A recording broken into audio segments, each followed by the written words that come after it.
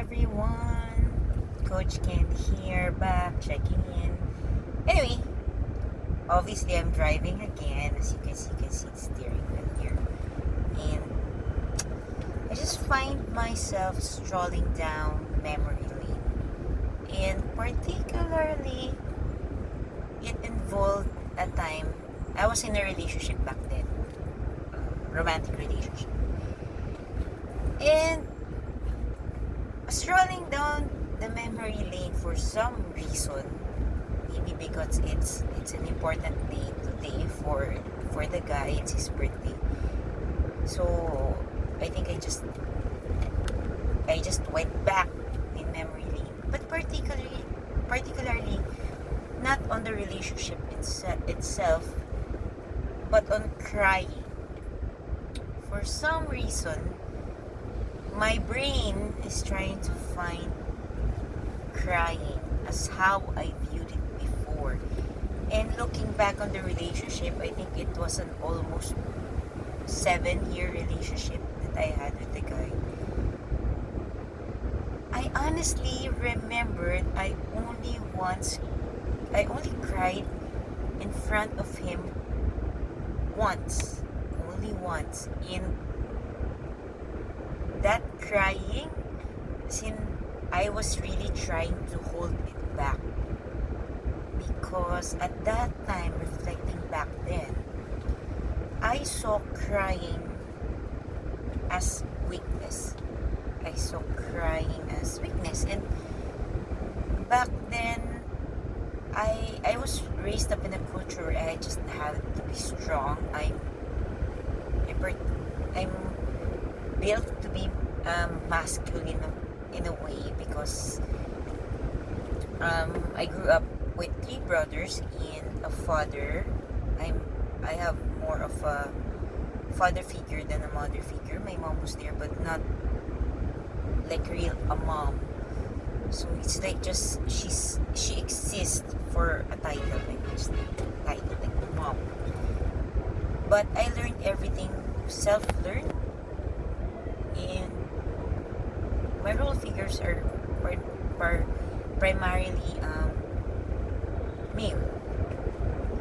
And I would always hear my father telling my brothers, why are you crying, or asking my brothers why are you crying, even in the office. It somehow symbolizes weakness in. And I got that limiting beliefs. I grew up with that belief. And I actually forgot that I'm genetically a girl, a woman, and it's normal for women to cry. So I viewed crying as a weakness. And scanning through that relationship back then, the camera just went down because of the bumpy road along it. So anyway, the relationship was not that, it didn't work out that well for me, honestly, looking back then, because there was no vulnerability in the relationship, and I wasn't really able to express myself, express my thoughts. Well, how the guy viewed the relationship and how he views the world is another thing. But this is really a reflection on my part on how I was back then in relationships, and how I am right now.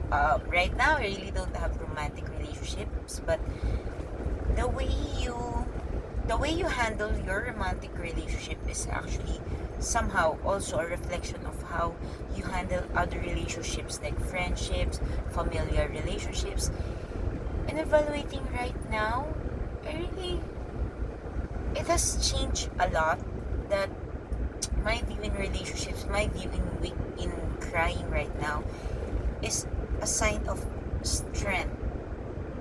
In terms of, from weakness, it now became strength, because in weakness, in crying, you are able to show and express your true self, how you really feel inside. And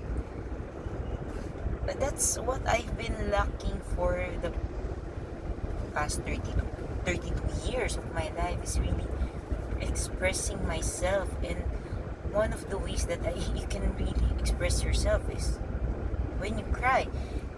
And what's in crying? When you go into movies, when you cry, people will judge you, you cry. But what's really in it? For me, crying is another way of conveying your emotions. Cry and emotions, there's no bad or right emotions. It's how you respond to it. When you cry, it's how you view crying. It's how you respond to crying. And now I see crying is a vulnerability, an authentic expression of how I am currently feeling, or how I am feeling at the moment when I cried. And somehow it connects, it really connects to another person's heart.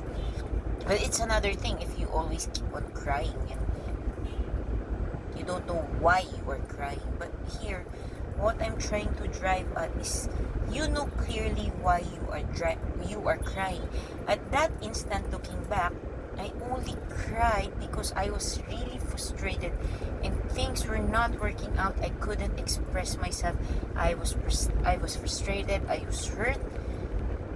I was trying to say something that I couldn't really express, and all I really can do was, I completely remember saying these words, that if you continue to go out or walk out that door, that's it. I'm done. I'm giving up. I don't know what to do anymore. And it's exactly that. You don't know what to do anymore. You don't know how to express anymore. You really feel that there's no way. You have done everything, and there's particularly no way of finding or doing anything anymore that can work. And the frustration is really there, that I really cried. And now, at the present moment, how I cry is, I cry whenever I try to really express myself, express my true emotions. If I'm hurting, I'm hurting. And if I'm hurt, I can cry. And it's really freeing looking at it at this point in my life, is that crying is not weakness. Crying is strength. Crying, being able to cry and it became dark. Anyway, I'm underpass. So, being able to cry and express yourself at the same time, express how you truly feel, is really strength, because it's vulnerability. And vulnerability is a foundation in all kinds of relationship. Being vulnerable, being able to let people see who you truly are as a person, is really strength. And strength is vulnerability. So I think, when was the last time you cried? Not crying yourself to sleep or alone crying, but really crying in the presence of someone. And who is that person? And what is in that relationship that you are able to cry and express yourself? And what differs that relationship to other relationships that you have, that you are not able to be vulnerable with other people? Evaluate the two relationships and see what's the difference. And from there, I really would like to encourage you to assess other relationships that you have in your life, and how you would truly want to be able to express yourself, and what kind of relationships do you want to surround yourself with after that evaluation. Because the relationships that you surround yourself with will either help you to grow as a person, or help or make you stagnate as a person, or the worst of it is how it affects you to devaluate yourself in the process. So that's really my self-talk for now. And again, I do this self-talk to really encourage myself to express myself. And because I'm clinically diagnosed with multiple illness and it just gets too noisy in my head, I really need to express and let some of my thoughts out. And eventually I know that when I express these thoughts, one of you right now watching or listening to this video will get a message, an important message, and be able to apply it in your life. And that's primarily really the purpose of doing this video. So until then, if you want to talk to me, if you don't have that kind of relationship in your life right now where you can be vulnerable, I really encourage you to come see me, come and connect with me. You can always find me at D Cup Coffee Republic. It's on the second floor of Pioneer Street Market, or PSM building at Reliance Street, Mandaluyong City. It's in front of TV5. It's inside HMR parking compound. So if you really need someone to be vulnerable, if you really want to level up in relationship, and if you really want to grow and to be able to authentically express yourself, let's talk. I invite you over to join me in Decaf Coffee Republic, and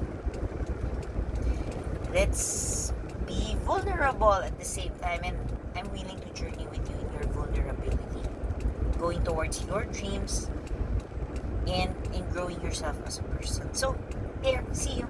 Bye bye.